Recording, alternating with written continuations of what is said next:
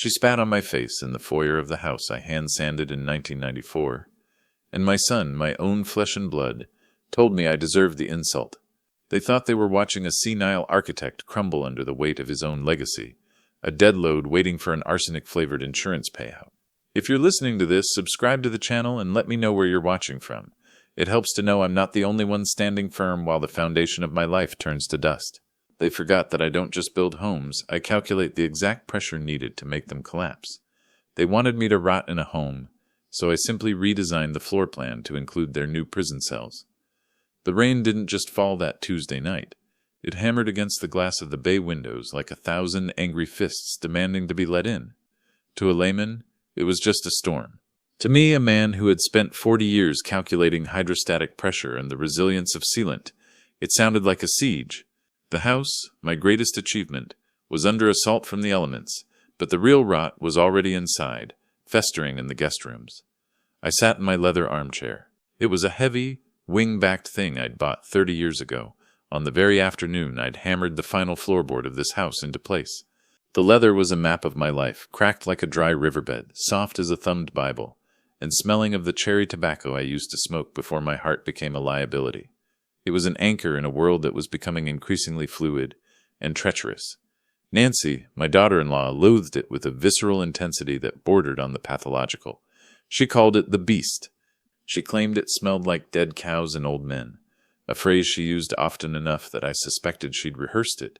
She wanted it gone, replaced by some minimalist Scandinavian torture device made of blonde wood and clinical fabric.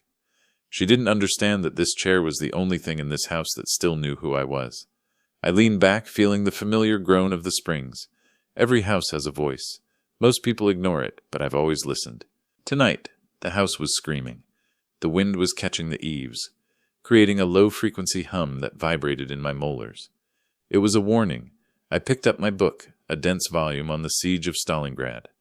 I found comfort in the accounts of men who endured the impossible by simply refusing to move, a battle won by waiting, by holding a single room for months, by outlasting the winter.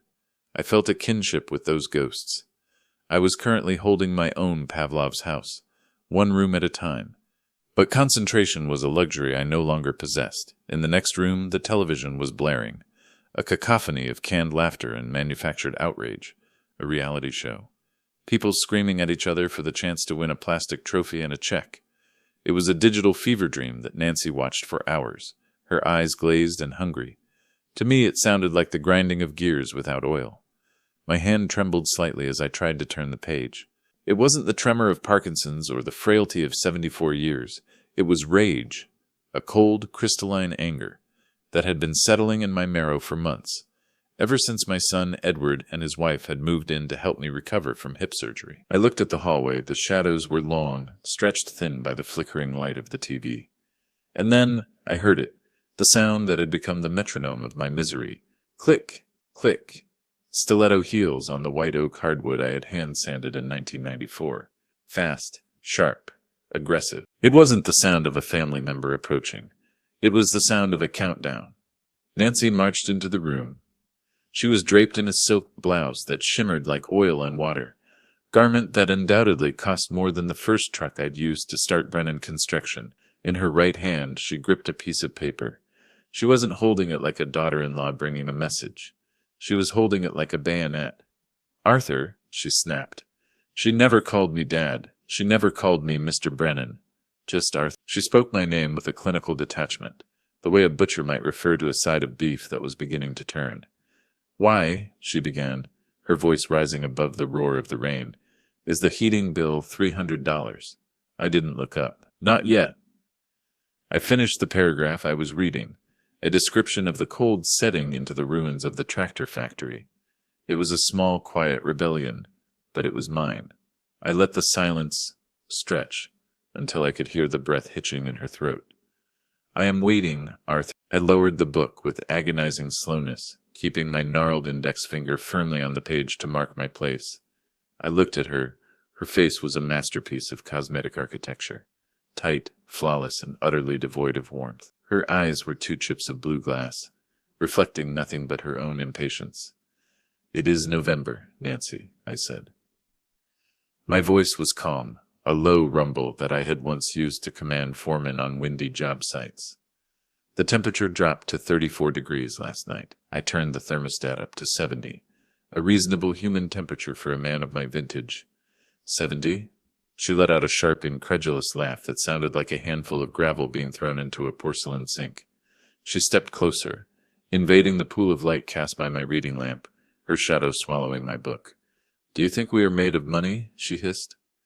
"Edward and I are trying to manage this estate. We are trying to secure your future, to make sure there's something left for your care. And here you are, burning cash because you can't be bothered to put on a sweater."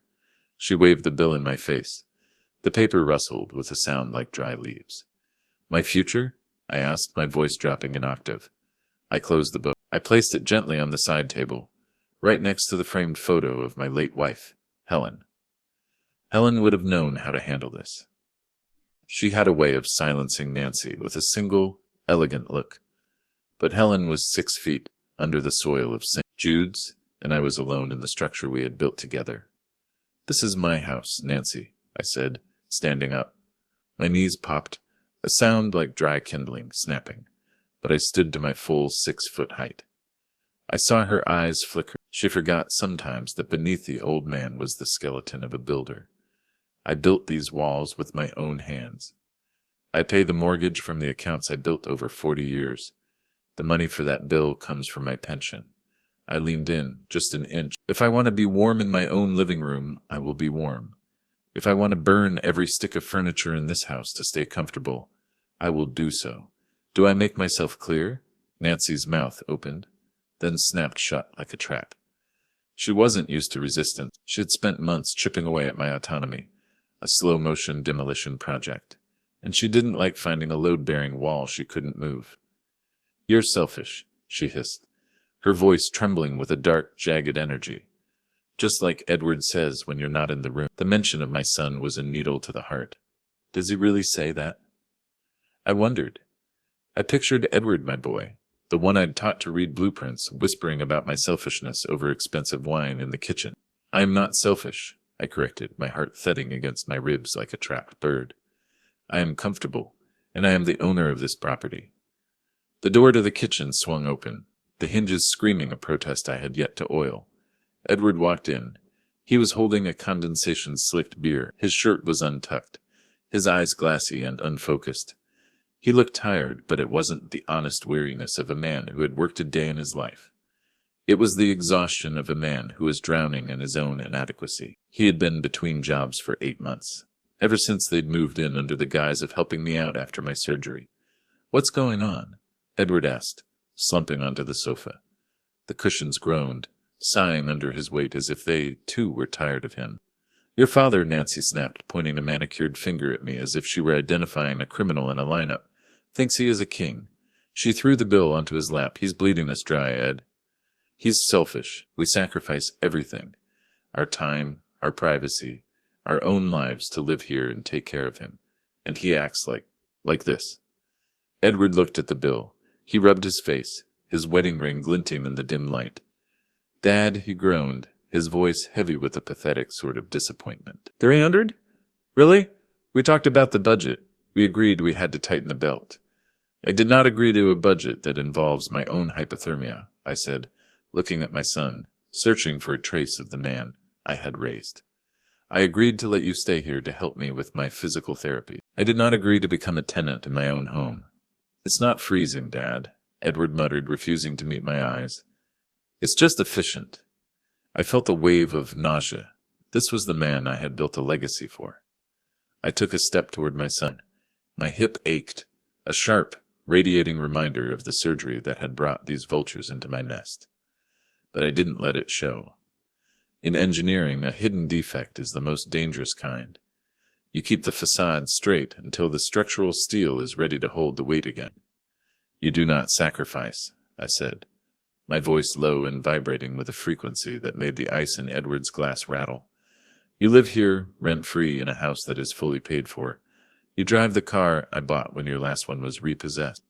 You eat food that I pay for with a pension I earned while you were busy finding yourself in your 30s. The room went quiet, not a peaceful quiet, but the heavy, pressurized silence that precedes a structural failure. The only sound was the rain, now a frantic drumming against the glass, and the rhythmic thump-thump of the dryer upstairs. "And you complain about the heat," I continued, my eyes locked on Edward's, while drinking beer that I paid for. "Tell me, Edward, where exactly is the sacrifice? Is it the effort it takes to lift the remote? Or the strain of watching your wife insult the man who gave you everything?" Edward looked down at his beer. He couldn't meet my gaze. He looked small.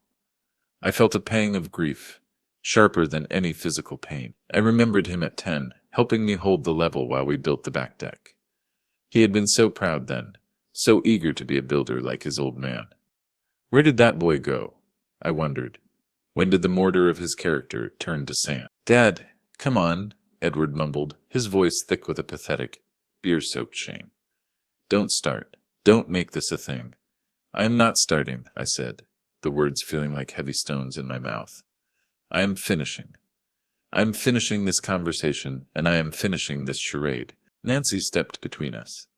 She was shorter than me, but she carried herself with a jagged, manic energy that made her feel twice her size.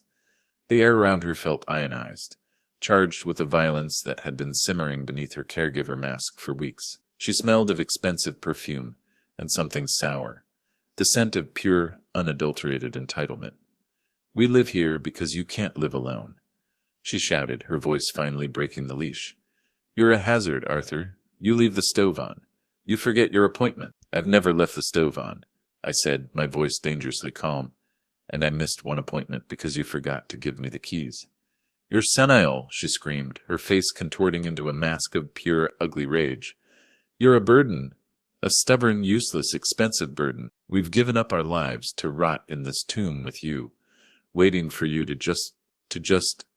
She stopped, but the word hung in the air like a poisonous fog. Burden, in construction. A dead load is the weight of the structure itself. It doesn't move. It just sits there, pressing down, demanding support. To Nancy, I was the dead load. I was the weight she wanted to shed so she could float away with the remains of my life. I gripped the back of my leather chair. My knuckles were white, the skin stretched thin over bone. I needed the chair to keep my hands from shaking. Not from fear, never from fear, but from the sheer kinetic energy of the rage trying to escape my chest. "I am not senile," I said, each syllable a hammer blow, "and I am asking you, for the final time, to lower your voice in my home." "Make me," she hissed. She stepped into my personal space, so close I could see the tiny veins of broken capillaries in her eyes. She invaded the boundary of respect that should exist between any two human beings, let alone family. She was daring me to touch her, to give her a reason to call the police, to finalize the narrative of the unstable old man. And then she did the unthinkable. She drew back her head, her throat working in a sickening, rhythmic motion. She gathered saliva in her mouth, her eyes fixed on mine, with a cold, predatory gleam. And she spat. The glob of spit hit me squarely on the left cheek, just below my eye. It was warm. It was wet. It was shockingly, cosmically degrading. It felt heavier than lead. It slid slowly down my skin. A trail of slime that dripped onto the collar of the ironed shirt Helen had bought me for my last birthday. The room went dead silent. The television seemed to mute itself. The rain seemed to stop. Time didn't just slow down. It froze, a crystalline moment of pure absolute clarity. I didn't wipe it off. I didn't move a muscle. I wanted to feel it. I wanted the cold, wet reality of their contempt to burn itself into my soul. I wanted to remember this exact sensation, the feeling of being treated like a stray dog in the house I had built with my own sweat and blood. It was the ultimate structural failure. The foundation hadn't just cracked. It had turned to dust. I slowly turned my head to look at Edward, my son, the boy I had taught to fish on the lake, whose hand I had held when he scraped his knees, the man whose debts I had paid 3 times over because I believed in the Brennan name. He was staring at me. He saw the spit on his father's face. He saw his wife, panting with adrenaline, a triumphant, ugly smirk beginning to curl her lips. He saw the wreckage of my dignity. "Edward," I said softly. It wasn't a call for help. It was a lifeline. I was giving him one last chance to be the man I had hoped he was. Stand up, I was screaming internally. Draw the line here. Protect your father. Protect your soul.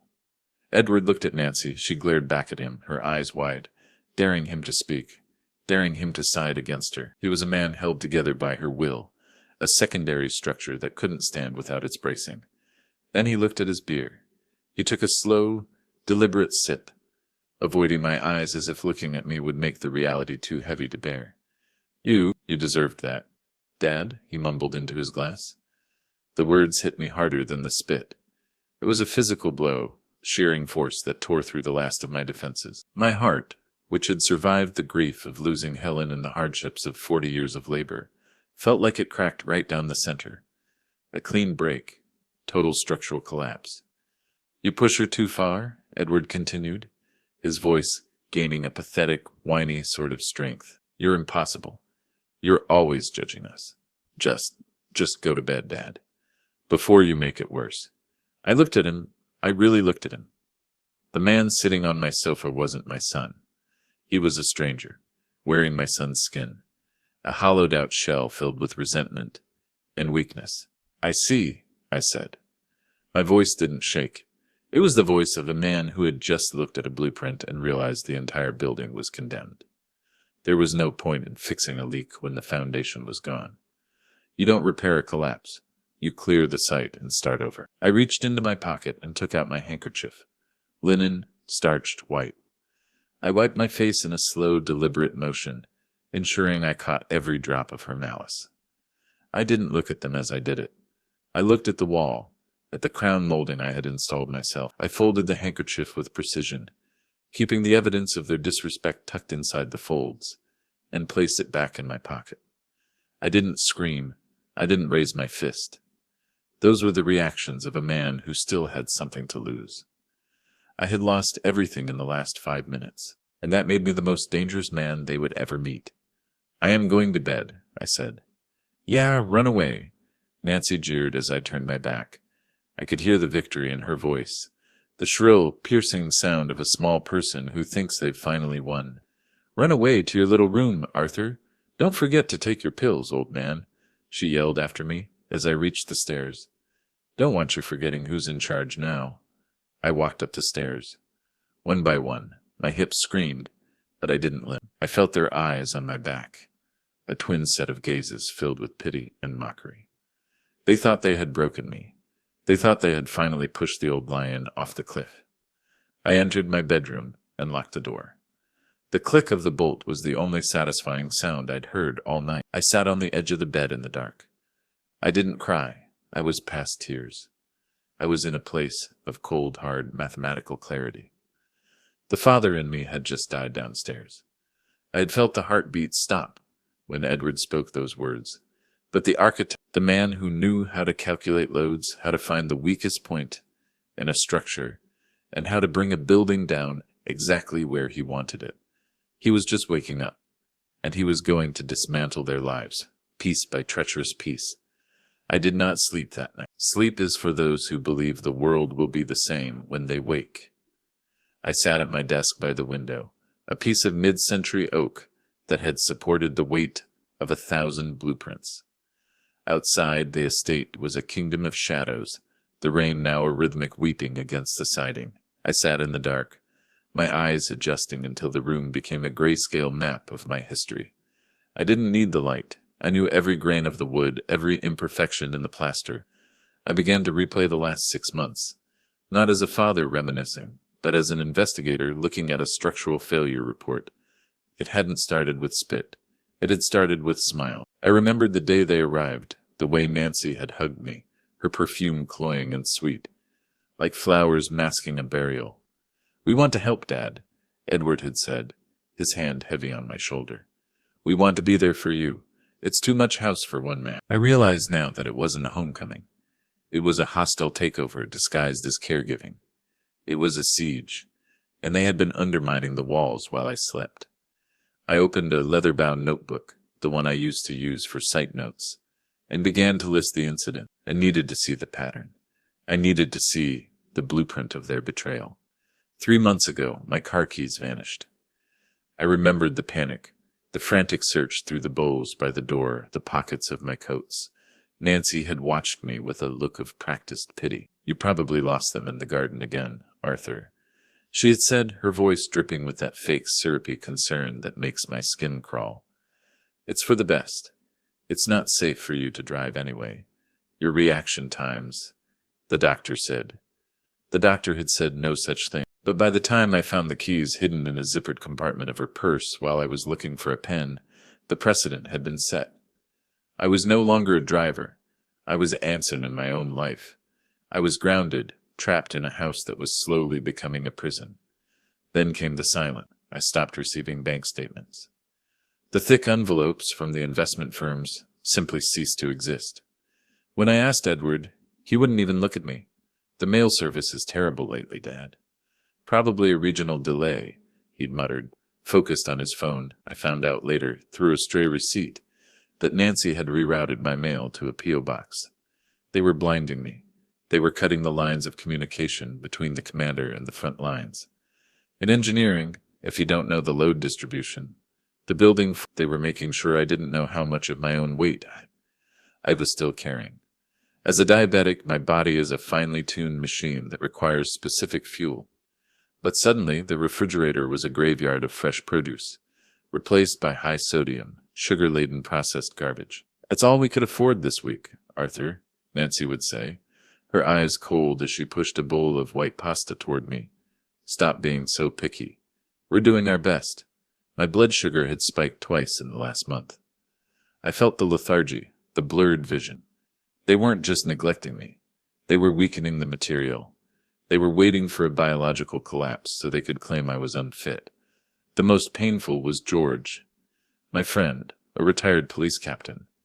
We had played chess every Friday for a decade. Then the calls stopped. When I finally reached him on his cell, his voice was small, hurt. "Nancy told me you were too sick for visitors, Arthur. She said you didn't recognize people anymore, that you were sundowning. They had isolated the target. They had cut my supply lines. It was a classic siege strategy. Isolate, weaken, and wait for the surrender." I looked at the pill bottle sitting on my desk. Last week, my heart medication, Adenol, looked different. The tablets were blue. My old ones were always white, generic brand. Edward had snapped when I questioned it. "Insurance changes, Dad. Get over it." I hadn't taken them. I had hidden them under my tongue and spat them out later. I felt a chill that had nothing to do with the room temperature. Why was she so eager for me to take my pills? I looked at the clock. 2:14 a.m. The house had settled into its nightly groan. Downstairs, I could hear the rhythmic, heavy snoring of my son. The sound of a man who felt entirely secure in his victory. They thought the old man was upstairs weeping into his pillow. They thought the structure had failed. I stood up. My knees popped. A dry, mechanical sound in the stillness. I didn't reach for my cane. I didn't need it. The rage was providing all the support I required. I unlocked my bedroom door. The bolt retracted with a metallic snick that sounded like a rifle being cocked. I moved into the hallway. I am the man who laid these floorboards. I know where the joists are strong and where the wood has shrunk from the heat. I moved with the silence of a ghost, stepping only on the dead spots that wouldn't creak. I reached the ground floor. The air was colder here. I moved toward the study. The door was locked. A new addition.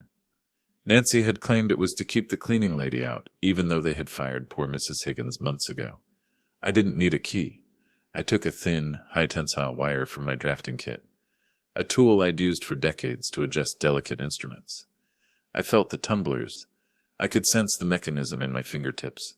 Click. The door swung open on silent hinges. I slipped inside and closed it behind me. I didn't turn on the light.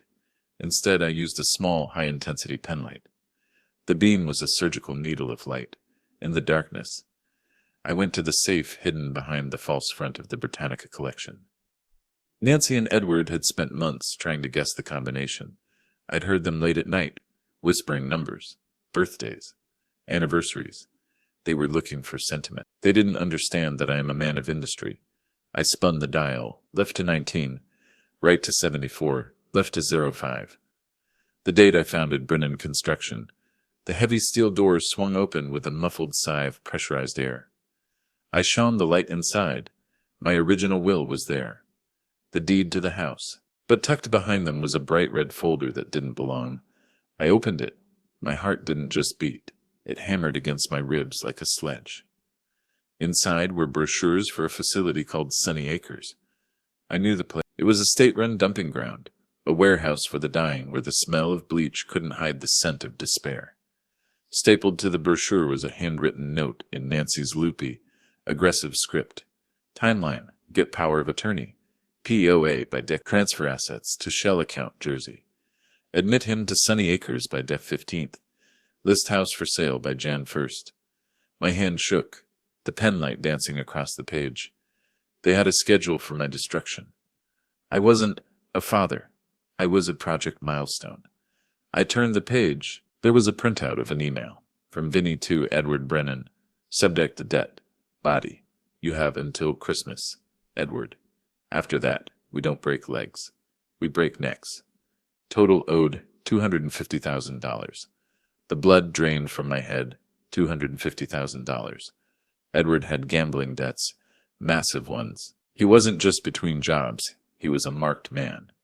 And he was going to liquidate my entire life, my home, my legacy, my very breath to pay for his weakness. And then I saw the last document, a life insurance policy taken out just last week.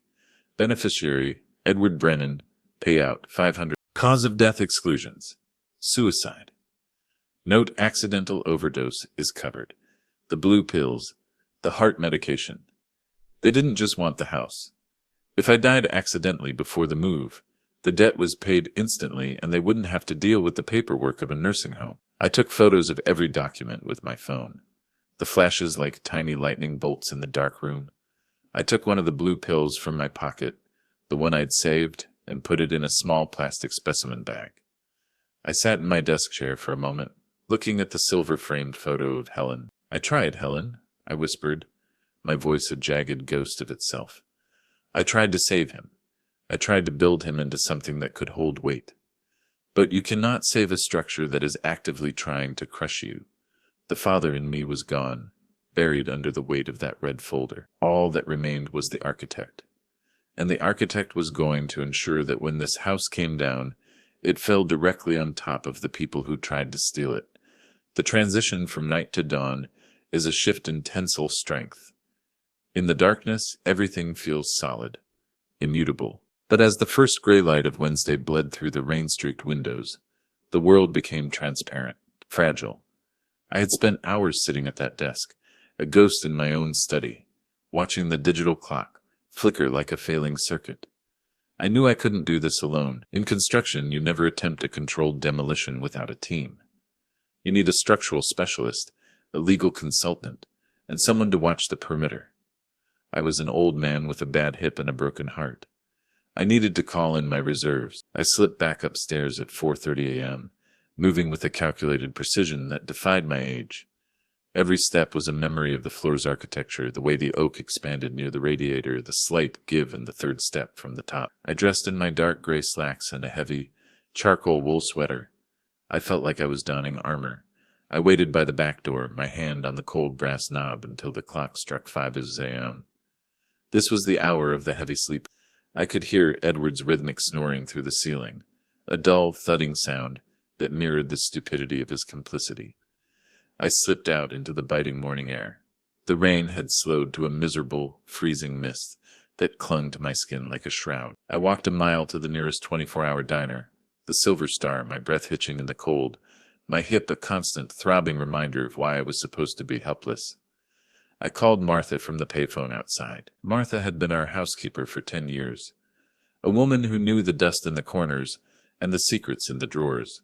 Nancy had fired her 2 months ago, accusing her of stealing silverware. I knew it was a lie. Martha was as honest as a plumb line. Nancy fired her because Martha saw too much. "Martha?" I said when she answered, her voice thick with sleep. "Mr. Brennan? Is that you?" "It's 5 a.m. I need your help, Martha. I'm at the diner on 5th. Please." I wouldn't ask if it wasn't a matter of life and death. Martha arrived 20 minutes later in a rusted sedan. She looked at me across the laminate table, her face a map of worry, and exhaustion. The diner smelled of burnt coffee and old grease, the scent of people who have nowhere else to go. "You look thin, Mr. Brennan," she said softly, her eyes tracing the new hollows in my cheeks. "You look like you're fading away. They are starving me, Martha." Caloric restriction to induce lethargy. But that is the least of it. I leaned across the table, the fluorescent lights flickering overhead. I showed her the photo on my phone, the blue pill in the plastic bag. "Did you ever see Nancy with bottles like this? Before she let you go?" Martha's face went pale, a sickly shade of gray. She gripped her coffee mug as if it were the only thing keeping her on the planet. "I saw her grinding things," she whispered, her voice barely audible over the hum of the refrigerator. "In the kitchen, late at night. She used a mortar and pestle, that marble one you bought Mrs. Brennan in Italy. I asked her once what it was, and she jumped like I'd shot her." "What did she say?" "She told me it was brain supplements. For your memory. She said you were slipping and needed extra help. But she hid the bowl in the cupboard the moment I walked in. And she changed the locks on the pantry the next day." "It wasn't for my memory," I said, my voice as cold as the frost on the window. "It was to ensure I never had another one." "Mr. Brennan, you have to go to the police." "Now." "I will," I said. "But I need hard evidence. A police report can be contested by a high-priced lawyer. A toxicological analysis cannot." I left Martha at the diner and took a cab to the outskirts of town, to a house that smelled of cedar and old paper. This was the home of Dr. Lellis Thorne. Lellis was an old friend from the golf club, a man who had spent 30 years as a lead toxicologist for the state before retiring to a life of quiet research. "Arthur? It's Dawn. What in the name of God is so urgent?" Lellis asked, clutching his robe closed as he let me into his private lab, a converted garage filled with centrifuges and spectrometers. "I have a sample I need you to test." "Lellis, immediately. Off the record, until it's time for it to be very much on the record." "What kind of sample?" "The kind that might put my son in prison and his wife in a cage."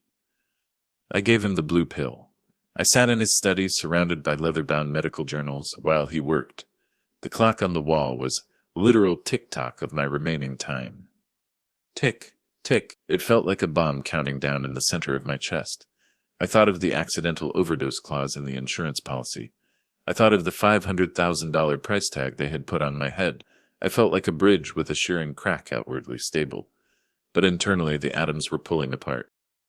Elias came back out 40 minutes later. He wasn't wearing his lab coat anymore. He looked older. He held a piece of thermal paper. The ink still fresh. "Arthur," he said, his voice trembling.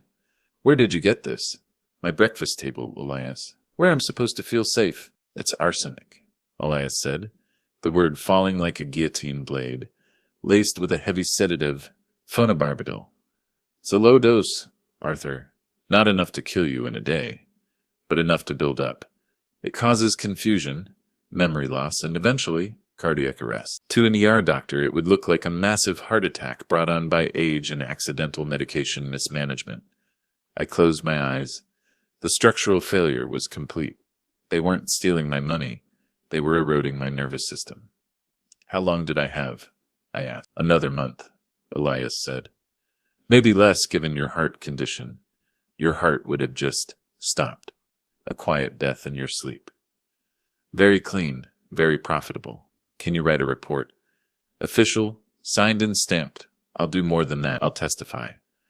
Elias said, his eyes burning with a righteous fury. "Arthur, let me call the police now. You can't go back there." "Not yet," I said. "I need one more piece of the puzzle. I need to know about Vinny." I left Elias's house and met my final ally, Marcus. Marcus was a private investigator I had used for decades to vet contractors and check for subpar materials. He was a man who lived in the digital shadows, a master of finding the rot in a person's history. "Marcus," I said as we met in his cluttered office, "I need a name, Vincent Moretti, associated with Edward Brennan, alleged gambling debts of $250,000. "Give me an hour," Marcus said, his fingers already dancing across the keyboard. I sat in his waiting room, staring at a dead fern in the corner. I felt like that fern uprooted, forgotten, waiting for a drop of water that would never come. My phone buzzed in my pocket. Marcus found him. Vincent Moretti. He's not a loan shark, Arthur. He's a car salesman in Jersey. And, get this, he's Nancy's brother. I stared at the screen until the words blurred. Nancy's brother. There was no $250,000 debt. There were no broken necks. It was a scam, psychological wedge, driven into the weak foundation of my son's mind. Nancy had invented a monster to terrify Edward, convincing him that the only way to save his own life was to sacrifice mine. She was funneling my money through Edward's debt directly into her own brother's offshore accounts. She was playing Edward like a fiddle, and Edward in his cowardice was playing the executioner. I stood up. I felt a strange, cold calmness settle over me. The grief was still there, a heavy, dead weight, but the architect was now in total control. I knew exactly where the charges needed to be set. I called George, my old friend. The police captain. George? It's Arthur. Arthur, where have you been? Nancy called the station an hour ago. She was hysterical. Said you wandered off in the night. That you're confused. She's lying, George. I've never been more lucid in my life. I need you to come to the house. Tomorrow morning, 8 a.m., 8 a.m. sharp. Everything okay? You sound different. No, George, nothing is okay. Bring a warrant for elder abuse and attempted murder. And George, bring the DA. I have a story to tell them, and I have the blueprints to prove every word. I'll be there, Arthur, George said, his voice turning professional. I'll bring the heavy hitters. And George, don't knock. Just walk in. The show starts at 8. I returned to the house at noon. I walked in the front door, my face a mask of simulated confusion. Nancy was on the phone, her voice shrill. She slammed it down when she saw me, her eyes darting like a trapped animal's. Where the hell have you been? She screamed. I went for a walk, Nancy, I said, making my voice thin, reedy, letting my shoulders slump. I got lost. The streets, they all look the same now. She looked at me with a mixture of disgust and predatory glee. She thought the arsenic was finally working. She thought the burden was finally breaking. You're getting worse, she said, her voice dropping to a condescending whisper. We were worried sick. Weren't we, Ed? Edward walked in, looking like a man who hadn't slept in a week. He looked at me with a flicker of guilt, but it was quickly buried under his own fear. Dad, Jesus, don't do that. You can't just wander off. I know, I said, sitting in my leather chair, the one they hated. I looked at them both, the two people who were counting the days until my heart stopped. I've been thinking. You're right. I'm too old. I'm a danger to myself. Nancy's eyes lit up, the look of a shark that had finally tasted the blood in the water. What are you saying? Arthur, I'll sign the papers, I said. The power of attorney, the transfer of the estate. Everything. We'll do it tomorrow morning. Really? Edward asked, his voice cracking with relief. Yes, let's have a nice breakfast tomorrow. To celebrate a new chapter. I'll cook, like I used to when you were a boy, Edward. One last family meal. That sounds wonderful, Arthur, Nancy said, her voice dripping with the fake sweetness it wheats a poisoned peach. I looked at them and smiled. It was the smile of a man who had just finished the calculations for a perfect, total collapse. The morning of the end arrived with a deceptive pale stillness. The rain had finally exhausted itself, leaving the world outside silver and damp, like a fresh slate. Inside the house, the silence was different. It wasn't the heavy, suffocating silence of the previous weeks. It was the silence of a structure where the charges have already been set, and the engineer is simply waiting for the clock to strike 0. I woke at 5 hours. My body felt light, stripped of the phantom weight of the arsenic, and the sedatives I had been secretly discarding. I moved to the kitchen. I didn't reach for the light switch immediately. I stood in the blue-gray shadows, listening to the house breathe. I had built these walls to endure for a century. I hadn't accounted for the termites in the bloodline. I started the coffee. The aroma began to drift through the vents, a sensory lure. Then I pulled out the heavy ceramic bowls. Thwack, thwack. The rhythmic sound of the whisk against the bowl was a drumbeat. I was mixing the buttermilk, the flour, the eggs, To Nancy and Edward, this would be the smell of surrender, the old man returning to his domestic duties, a broken beast trying to please its masters. In reality, it was the preparation of a final meal before an execution. I fried the bacon, pounds of it. The sizzle was aggressive, the scent of salt and maple syrup permeating every fabric of the ground floor. It was a weaponized aroma, designed to trigger the primal parts of the brain: safety, childhood, comfort. I was masking the smell of the rot they had brought into this house with the smell of a home that no longer existed. I set the table with the good china. The Wedgwood set Helen and I had bought on our 20th anniversary. I polished the silver until it gleamed like surgical tools. I folded the linen napkins into intricate shapes. It looked like a celebration. It looked like a surrender. At 7:45 a.m., I heard the floorboards creak above. The sound of their footsteps was heavy and slow, the movement of people who felt they had already won. I stood at the head of the table. I had shaved with a steady hand. I wore my best charcoal suit, the one I'd worn to my own retirement party. I stood tall, my spine straight, refusing to acknowledge the ache in my hip. I was no longer the dead load. I was the master architect reviewing the site one last time. Edward and Nancy appeared in the doorway. They looked disheveled, their eyes puffy with sleep, and the lingering effects of the wine they'd used to toast my capitulation.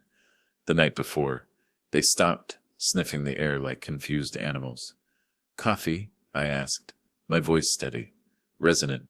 They walked in, their eyes widening at the spread. Nancy's gaze immediately went to the pancakes, then to me. A slow, predatory smile spread across her face, the expression of a victor walking through a conquered city. "Well, well," she said, tightening the belt of her silk robe. "Look at this. You really have come around, haven't you, Arthur?" She sat down, reaching immediately for a croissant. Crumbs fell on her expensive robe, but she didn't care. She was already mentally spending the equity in the walls around her. Edward sat down slowly. He looked at the food, then at me. He looked guilty, but his hunger and the sheer coward's relief of not having to fight me anymore won out. He started to pile food onto his plate with a desperate, frantic energy. This is great, Dad," he mumbled. "Really? Thank you." "I realize that fighting is a waste of energy," I said, pouring coffee into their cups with a hand that didn't tremble. The structure was failing. I needed to accept the new design. "Exactly," Nancy said, talking through a mouthful of eggs. "It's the natural order. You're old, Arthur. You need us to manage the loads. So, the power of attorney. You'll sign it after we eat." "I have the papers right here," I said, patting my breast pocket. The paper crinkled, not the POA but the toxicologist's report, and the photos of their betrayal. "Good," Edward said, leaning back, his face flushed with grease and relief. "We'll take care of you, Dad. Sunny Acres, it's a good place. You'll have friends. You won't have to worry about the heating bill ever again." He'd almost said it, the name of the dumping ground. He was so eager to be rid of me that he couldn't even keep the mask straight for 10 minutes. "My place," I repeated softly. "Yes, I realized I places to protect this family. From itself." I looked directly at Edward. I felt a final, agonizing surge of love for the boy he used to be. I was offering them a bridge, one last chance to walk away before I pulled the lever. "Edward," I said. "Before we move forward, before I sign anything, is there anything at all you want to tell me? About the debts? About the medication? About Nancy's brother, Vincent?" The air in the room didn't just turn cold, it turned to ice. Edward's fork hovered halfway to his mouth. His face went through a series of rapid, tectonic shifts: fear, confusion, and finally, a desperate look at his wife. Nancy shot him a look of pure, concentrated venom. It was the look of a handler tightening the leash. "I don't know what you're talking about, Arthur," she hissed, her voice returning to that jagged, aggressive pitch. "You're starting to wander again. Just pass the syrup and sign the papers." Edward looked back at me. I saw the struggle in his eyes, the tiny spark of the man I had raised. But it flickered and died, smothered by the weight of his own weakness. "I don't know anything about that, Dad," Edward whispered, looking back at his plate. Just give her the papers." The final door closed. The lock clicked shut. The structure was officially condemned. Very well, I said. Aren't you eating? Nancy asked, her eyes narrowing with a sudden sharp suspicion. No, I said, checking my watch. 8 hours a.m. I'm waiting for my guests. Guests? Nancy stood up, her chair screeching against the floorboards, a sound like a structural failure. Who is coming here at 8 in the morning? Someone interested in the chemistry of my heart medication, I said. And someone very curious about why a car salesman in Jersey is pretending to be a loan shark named Vinny. Nancy's face went from pale to a ghostly, translucent gray. The color didn't just drain, it fled. You old bastard, she breathed. I didn't sleep, Nancy, I said, my voice dropping to a low, dangerous growl that seemed to vibrate the very foundations of the house. I investigated. I'm not a senile old man. I'm the man who built this house, and I know when there are termites in the walls. I know about the life insurance. I know about the arsenic. Dad, Edward breathed, his voice a pathetic squeak. Sit down, Edward, I commanded. Nancy grabbed her purse, her eyes darting toward the hallway. We're leaving. Ed, get the keys. We're going now. The front door didn't just open, it was occupied. Captain George Miller walked in, his uniform crisp, his gold badge catching the morning light like a beacon. Behind him were two uniformed officers, their faces set in grim masks of duty, and behind them Adder the last Thorn, holding the toxicology report like a death warrant. Nancy froze. She stumbled back, hitting the dining table, sending a glass of orange juice shattering onto the floor. The sound was final. Good morning, Arthur, George said, his eyes never leaving Nancy. George, I nodded. The site is clear. The evidence is on the table. Nancy Brennan, George said, stepping forward. The handcuffs on his belt jangled, a cold, metallic sound. We have a warrant for your arrest. Elder abuse, attempted murder, wire fraud, murder, Edward shrieked, standing up so fast he nearly overturned the table. I didn't. Nancy said they were just sedatives to keep him calm so we could help him. The pills, Edward, George said, picking up the bottle from the table. They aren't sedatives. They're a slow-acting poison. Arsenic. Edward turned to Nancy, his face a mask of pure, unadulterated horror. Nancy, Deniant, you said. You told me. Shut up, you pathetic loser. Nancy screamed, her voice cracking with a terrifying primal rage. Don't say a word. They have nothing. We have everything, I said, looking at my son. I have the emails, Edward. I have the bank records. I know about the debt to her brother. She was killing me and she was robbing you, and you watched her spit on my face and told me I deserved it. Dad, please. Edward began to sob, ugly, heaving sounds that filled the room with the stench of his cowardice. I was scared. I didn't know. You knew enough, I said, the words feeling like the final shovel of dirt on a grave. You knew I was being isolated. You knew I was being drugged. You chose the lie because it was easier than being a man. Cuff him, George ordered. The officers moved in. Nancy fought like a cornered animal, kicking, screaming obscenities that would have made a sailor blush. She looked at me as they dragged her toward the door, her face twisted with a hatred so pure it was almost beautiful. You planned this, she shrieked. You cooked for us. You psycho. I wanted you to have one last good meal, I said calmly as the door began to close. The county jail serves cold sandwiches on Wednesdays. They led Edward out last. He didn't fight. He went limp, his head hanging low. As he reached the threshold of the house I had built for him, he stopped. He looked at me, his eyes red and streaming. Dad, he whispered, I'm your son. You can't do this. I'm your only son. You can't do this. I'm your only son. I know, I said, my heart feeling like a cold stone in my chest. And that is why this is the hardest thing I've ever done. But a building with a rotten foundation cannot be saved, Edward. It has to be cleared so something honest can be built in its place. I'll change, he begged. I'll testify. Just don't let them take me. You need to go, Edward, I said. You need to learn that in this world, actions have consequences. I've spent my life bailing you out. This time, the bill has finally come due. The front door closed. The sirens wailed in the distance, a fading scream that eventually surrendered to the silence of the morning. George stayed behind for a moment, He looked at the wreckage of the breakfast, the spilled juice, the cold bacon, the shattered glass. "You okay, Arthur?" he asked softly. I looked at the house. The silence was different now. It was clean. The pressure had been released. The load was gone. "No, George," I said. "I'm not okay. I've lost my son, but I've found my home again." Nancy's looking at 20 years. "Edward, maybe 5 if he cooperates." "He's a witness now." "5 years," I murmured. "I'll be 79. Perhaps by then he'll know how to hold a level." George put a hand on my shoulder, a firm, grounding weight.